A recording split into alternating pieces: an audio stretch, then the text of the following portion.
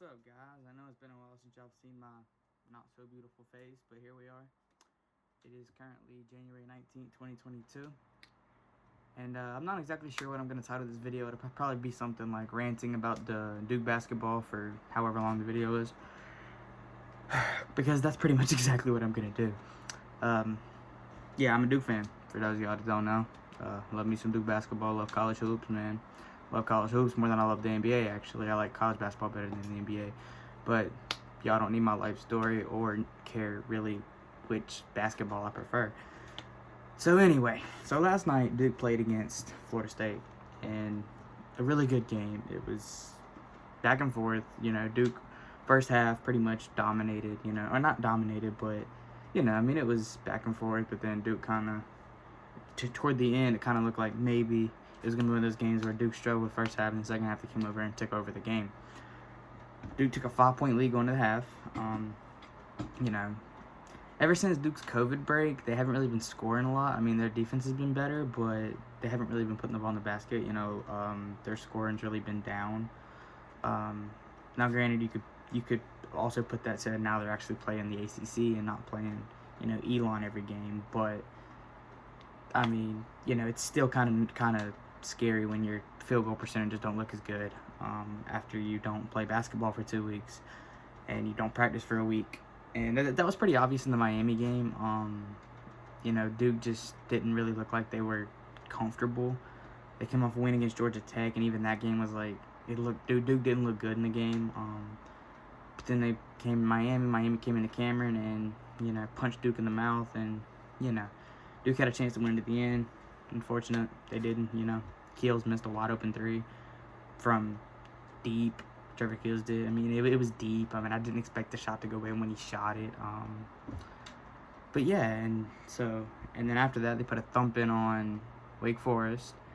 Was that the only game they had between that? I feel like they played a second game between Miami and they played NC. Okay, no. So yeah, they played Wake Forest after Miami. Put a thumping on Wake Forest. Played NC State. Really dominated NC State, and then they went to Tallahassee last night and they couldn't get the job done. And that's been Duke's problem this year, man. They have three losses. 2 of them coming away from Cameron.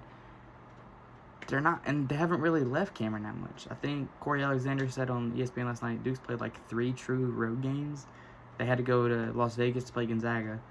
And obviously Gonzaga being in Spokane, Washington, it's like up there on the West Coast. So, that was kind of more of a Gonzaga home game, Duke road game. Then they had to go to Columbus to play Ohio State. We saw how that happened. We saw what happened in that game. And then, obviously, last night in Tallahassee, they lost. I think Duke's biggest problem is, they're not playing good. They're not playing good away from Cameron because they haven't really had much exposure away from Cameron. They've been playing a lot of home games. And with the young guys obviously not being used to the environments, Tallahassee is one of the toughest places in the ACC to play. And, Ohio State fans are loyal to the soil, so, they're going to be loud. And when you're playing a team like Duke, you're always going to get a sellout when you're not, when you're the home team, because Duke sells tickets. But yeah, and something I've noticed in all pretty much every, Duke loss or every close Duke game this year is, first half, they'll be leading, they'll be doing pretty good in the first half. And then second half, they kind of, teams figure them out. That happened in the Ohio State game. Ohio State was not shooting the ball good in the first half. Second half came around. Zed Key started playing really well. Orange, the shooter, actually started hitting the shots. He didn't hit any shots in the first half, and then he started hitting 2 or 3 in the second half. And teams figure out Duke's offense, and they start playing good defense around it, and that's kind of just what happens, So that's Duke's biggest problem, I think. So yeah, and that's it. I mean, they've been playing well, but they haven't been playing great. So I think I tweeted something last night where I think I said something like Duke might not be a national title contender like I thought they were. And I don't know, because I might have just been really hot, really heated after a 1-point overtime loss to a team in a game you probably should have won. That's probably what it was. But I mean, these are games you need. These games against good ACC opponents and good other conference opponents. Duke won the Gonzaga game, but even games against Ohio State, you know, games you're playing against big-time competition. You need to win those games because when you're in the Elite Eight, Final Four, Sweet 16, you're going to be playing these teams again and teams from these conferences again. You can't just rely on playing mid-majors all season because it doesn't happen. You know, you can play mid-majors all you want to. Once you get in the NCAA tournament, if you don't play real competition, you're not going to play well in the NCAA tournament. So that's pretty much just the overview of like Duke's losses and how Duke's looked this year. They've looked really good at times, really bad at times. You know, the Wade game, I think Wade's one of the best teams in the ACC, and Duke just went flat out dominated them. I think that game was even in Winston-Salem. But Duke just went and just dominated Wake Forest. Like, the game wasn't even really close. And I think Wake Forest has one of the best players in the ACC, Alondas Williams. He went off, but Duke was able to, you know, everybody else, Davion Williamson, Isaiah Musius, you know, all those guys, Duke was able to kind of, you know, limit them and kind of only let the scoring come from Alondas Williams. And when you can do that, it's okay to allow a guy to score 20 points. But when you have a guy scoring 20 points and then two other guys scoring 12, 15 points, which is what happened in the Miami game. You know, you had Charlie Moore, you had Wardenberg, you had Cam McGusty, Isaiah Wong. You know, I mean, Miami's got really good players. Miami's looks like one of the best teams in the ACC also. So, you know, Duke's two ACC losses, being Miami and Florida State, aren't really bad losses because those are two really good teams. But they're games Duke should win, especially when you play Miami and Cameron. You know, Duke should never lose. Duke shouldn't lose a game in Cameron all season, any year, because that's one of the toughest places to play. So yeah, that's kind of an overview of just kind of how Duke's played this year. You know, now let's talk about the Florida State game specifically. I actually started watching it late. It was like 15 minutes left in the first half, so it wasn't like I started watching like the second half. Like I saw most of the game. And yeah, I mean, you know, first part of the game, Duke was kind of doing what they do every time to score, you know, kind of getting the ball inside and, you know, inside out ball. If there's a shooter open in the corner, they pass out. They shoot the open jumper. And, you know, they were playing okay. You know, it was kind of back and forth. Their defense wasn't great. But, you know, end of the first half, Duke actually went on a 14-2 run and actually came back from like 9 down or 8 down or something like that. It's like a 5-point lead in halftime, which was big because it sent all the momentum Duke's way. Then in the start of the second half, it went the complete opposite way. Florida State started playing really well. Duke wasn't playing as well. And, you know, it kind of, once Florida State kind of came back and got like a 2-3 point lead, then it was kind of like trading baskets for a little while. And, you know, kind of just close game all out through the second half, pretty much is what I'm trying to say. And yeah, it got to a point at about the 5-minute mark. It was looking kind of rough. It was like a 6-point game. Duke would score, and then Florida State would score. And then I think it may have been a media timeout, or may have been a call timeout by Leonard Hamilton or Coach K. I don't remember. But Duke came out of the timeout in the zone, and the zone really worked. It was effective. Florida State struggled to score the rest of the game at that point. I don't even know if they put up another basket besides the layup at the end of regulation, which if you haven't seen the highlights, please go watch them. It was a great game. But yeah, I mean, Duke's zone was kind of the answer, and there was a point late in the second half when, or actually, no, it wasn't even late. I think it was like halfway through the second half when Trevor Keels actually, like, it looked really bad. It looked like he, like, hyperextended his knee or maybe even, like, tore an ACL or something. Like, it was really bad. He was on the ground for a while. He had to be helped off the court. And, you know, a lot of times those moments like that, especially in college, when one of your brothers goes down, you know, your team, like, picks you up and, you know, your team helps you a lot. So, yeah. And that kind of was the turning point a little bit. Like, Duke kind of stalled a little bit, but, you know, eventually they came around. And, you know, you had other guys that needed to step up, like Jeremy Roach, A.J. Griffin, Joey Baker, outside of the guys like Ben Caro, Williams, Mark Williams, you know, guys like that, you know. Wendell Moore, you know, other guys had to step up because you lost one of your best players and one of your star freshmen that's going to be a first-round draft pick next season in June or July, whenever the NBA draft is.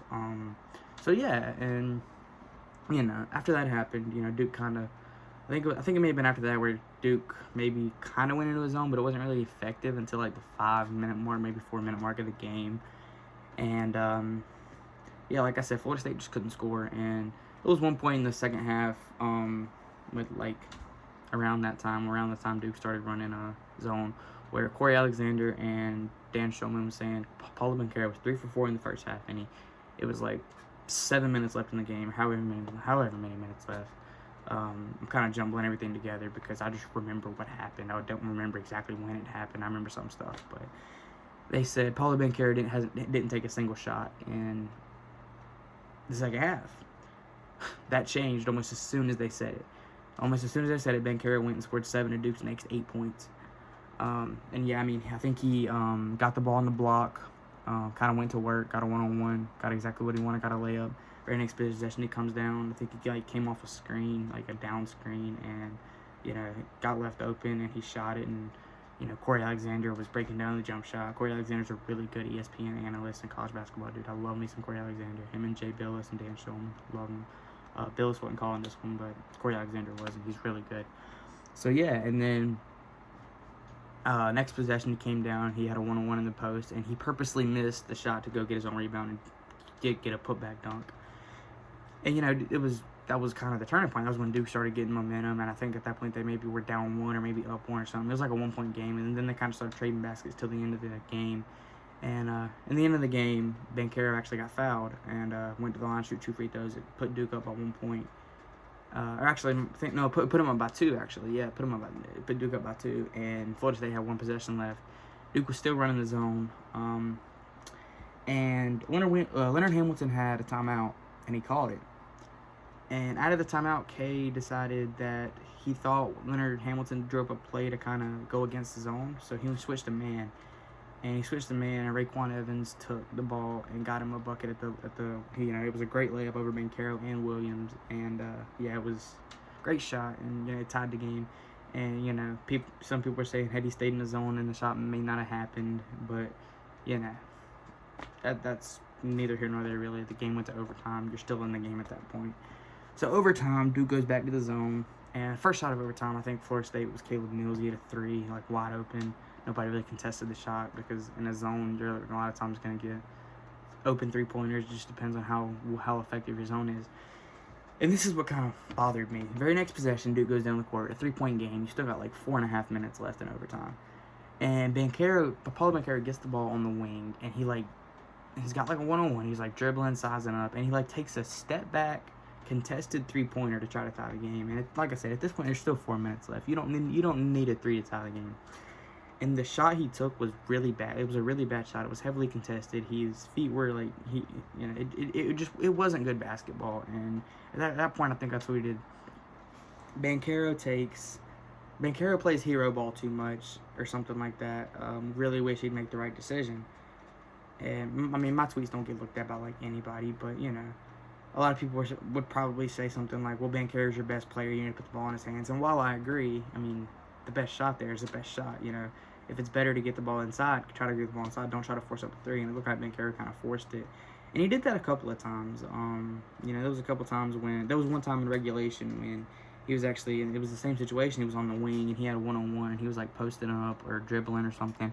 And Florida State brought a double. And he's trying to dribble out of the double, and he's got like 2 guys wide open in the corner, and all he had to do was like throw it over, do like an overhead cross-court pass, and it would have got to a wide open shooter because I think it was AJ Griffin and Joey Baker who were both gonna knock it down if it's wide open. It's warm-up threes for them. And even like Coach K and Shire and the whole bench is like putting their arms out like that, telling him pass the ball because he was trying to play hero ball and do it himself, and Duke didn't need that. Which is why I like Wendell Moore. Wendell Moore's always going to make the right decision. He'll get his, but, he'll always make the right decision. I think Wendell Moore in this game actually didn't miss a shot. He was like 4 of 4 from the field, 5 of 5 from the field, something like that. It was big because he had like 3 threes, and he had like, I know at one point he had 3 threes and 11 points, and he was 4 of 4 from the field. I don't remember if he took any shots after that. But yeah, I mean, the right guys made the right decisions late in the game to get Duke back in it and to keep Duke in the game. But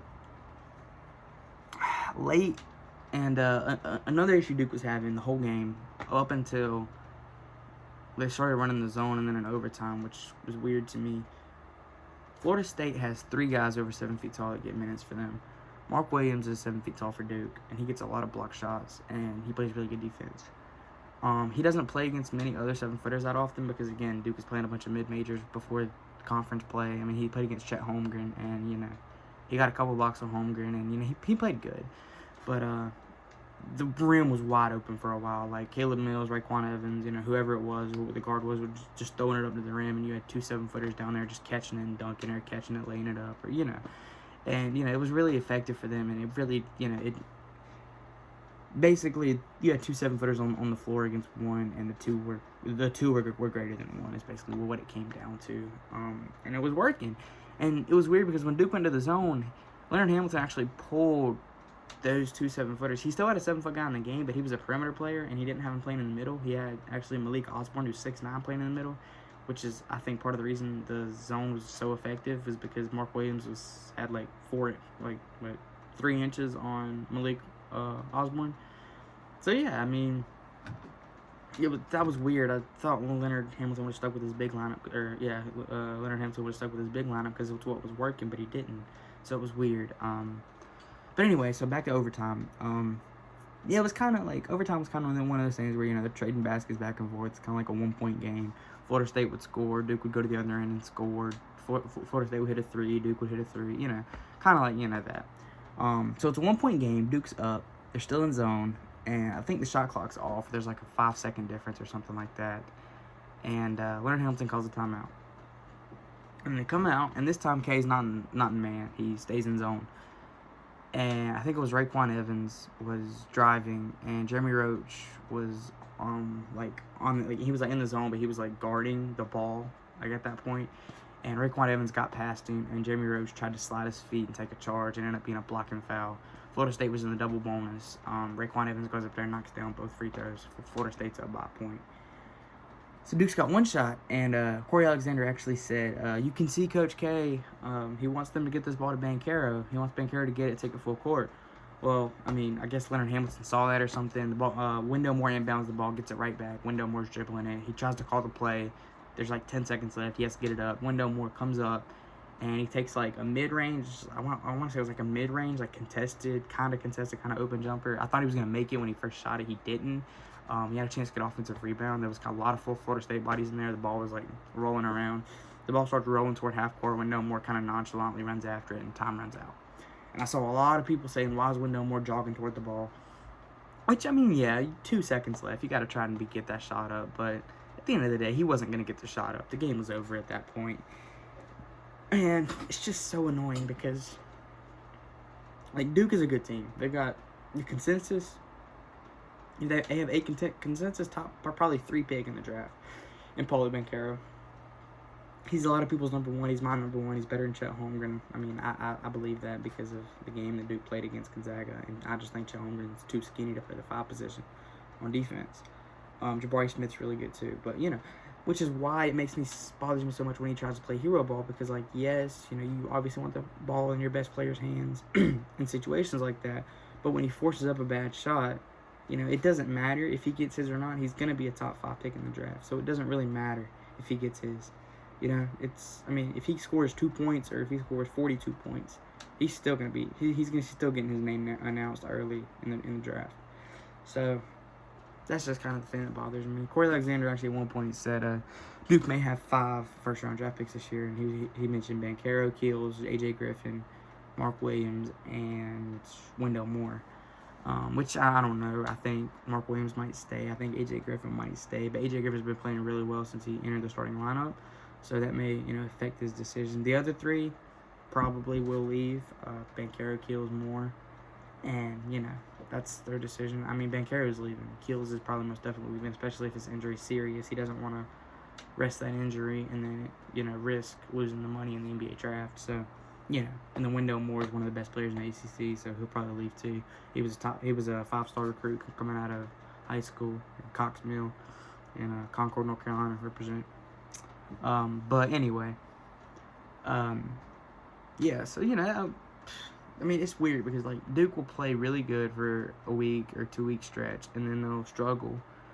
They might win a game by a bucket, then they might lose a game by a bucket. I think they've lost all 7 of their games this year, or all 3 of their losses this year have been like decided by a total of like 7 points. Because I think they lost by 5 to or maybe it's 8, because I think they lost by 5 or 6 to Ohio State, and then they lost by 2 to Miami, and they lost by 1 last night in overtime. Which it was such a bad. I mean, the Duke should have won the game, I think. But yeah, I mean, there's bright spots. There definitely are. The zone was working really effective. Obviously, the injury to Keels is gonna, whether or not he, is able to play Saturday against Syracuse, which that's a big game. Syracuse has got good. They've got talent. They haven't really been producing wins, but they have a lot of talent. So that's gonna be another test for Duke. It's in Cameron, so that'll probably have something to do with the outcome, probably. But yeah, I mean, Duke is just they bother me so much, but I love them. Like, I love watching them, but it's so heartbreaking when they lose, man. And like, I want it so bad for him. This being K's last season coach, I want it so bad for him, man.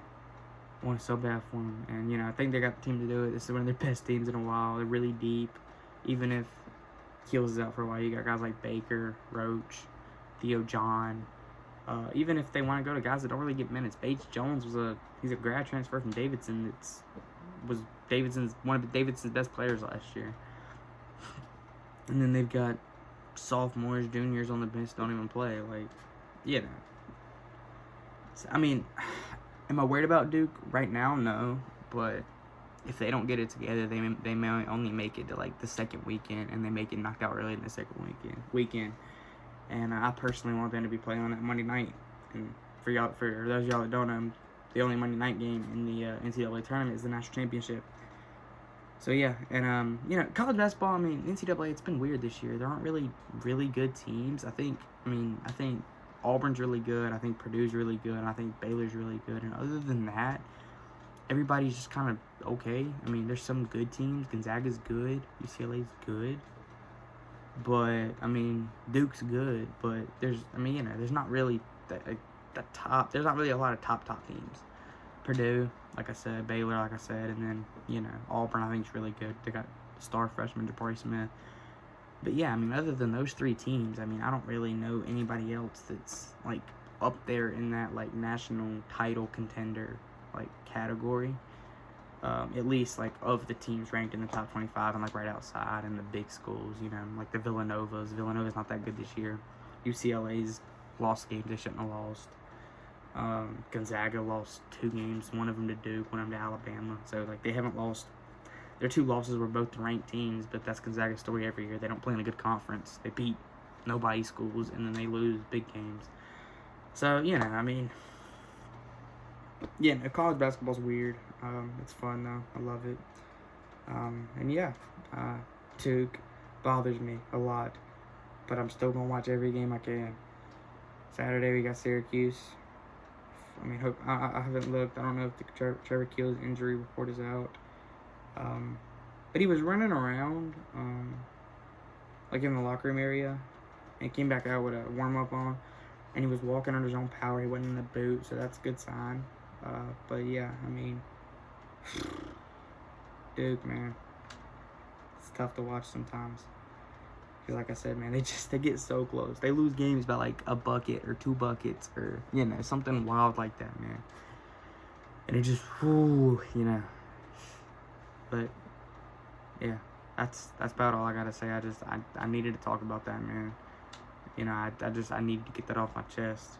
There's nowhere really I can just let it out and just talk about it with somebody or to somebody, and just kind of not really hear what they gotta say. Just kind of let them know, you know what I'm saying, how I feel. So yeah, that's it. This video is approaching, I think, like 24 minutes, 25 minutes, I don't know. It says I've been recording for 23 minutes and 50 seconds. I'm recording this on the iPhone, so it's probably bad quality, but anyway. So yeah, that's about it. Also, I did want to talk about this. The ACC as a whole is not very good. Duke's the best team in the ACC, probably. Like I mentioned earlier, Miami, Wake are good. Florida State's good. Carolina, don't know what happened to them last night. Miami put a thumping on them, and Carolina, I mean, like I said, Miami's good, but Carolina should not have lost by as many as they did to Miami last night. Oh, man. But, yeah. So, Duke needs to play well against the ACC if they want to play well in the NCAA tournament. That's all I got to say. Yeah. I'll catch y'all in the next one, which will probably be in, like, 7 months or whatever, whenever I decide I want to talk about something again. Because I made a video in April talking about the MLB. Didn't make another video the whole MLB season. But my Braves did win the World Series. So, anyway, I'm getting off topic. That's all for this one. Make sure y'all like, comment, subscribe. Yeah, if y'all want more like videos more often, you know, give me more subscribers, give me more comments, give me more likes. Let me know y'all want to hear me talk about sports, and I'll do it, man. But yeah, that's it. I'm out. Peace.